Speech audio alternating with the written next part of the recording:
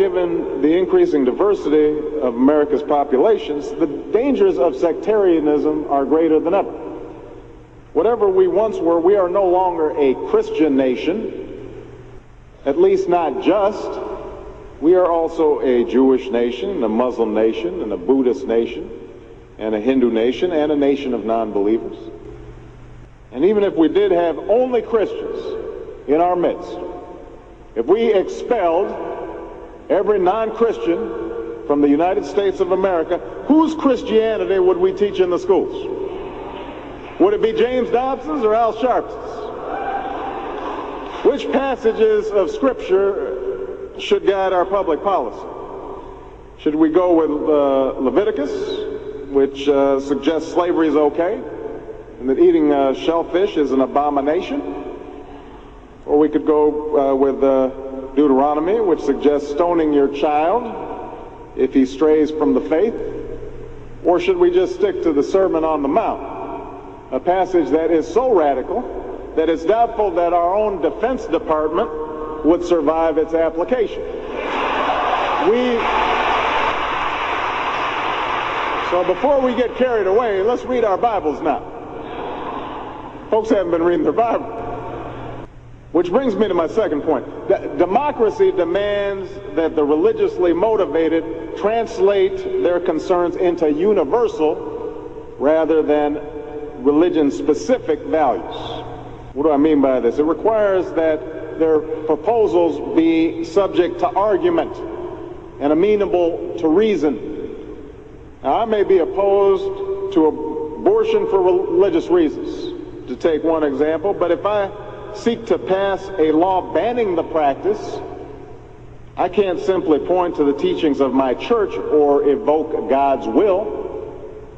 I have to explain why abortion violates some principle that is accessible to people of all faiths, including those with no faith at all. Now, this is going to be difficult for some who believe in the inerrancy of the Bible, as many evangelicals do, but in a pluralistic society, we have no choice. Politics depends on our ability to persuade each other of common aims based on a common reality. It involves compromise, the art of what's possible. And at some fundamental level, religion doesn't allow for compromise. It's the art of the impossible. If God's spoken, then followers are expected to live up to God's edicts, regardless of the consequences.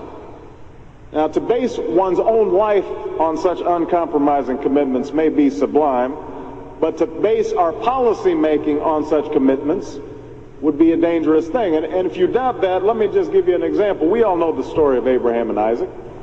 Abraham's ordered by God to offer up his only son.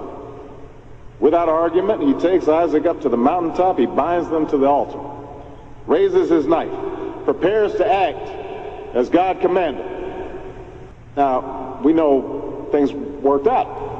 You know, God sends down an angel to intercede at the very last minute. Abraham passes God's test of devotion. But it's fair to say that if any of us leaving this church saw Abraham on the roof of a building raising his knife, we would, at the very least, call the police and expect the Department of Children and Family Services to take Isaac away from Abraham. We would do so because we don't hear what Abraham hears. We don't see what Abraham sees.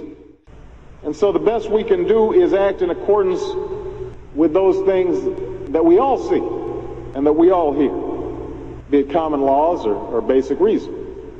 So we have some work to do here.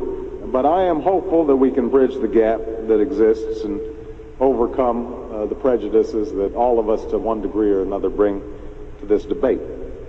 And I have faith that millions of believing Americans want that to happen. No matter how religious they may be or may not be, people are tired of seeing faith used as a tool of attack.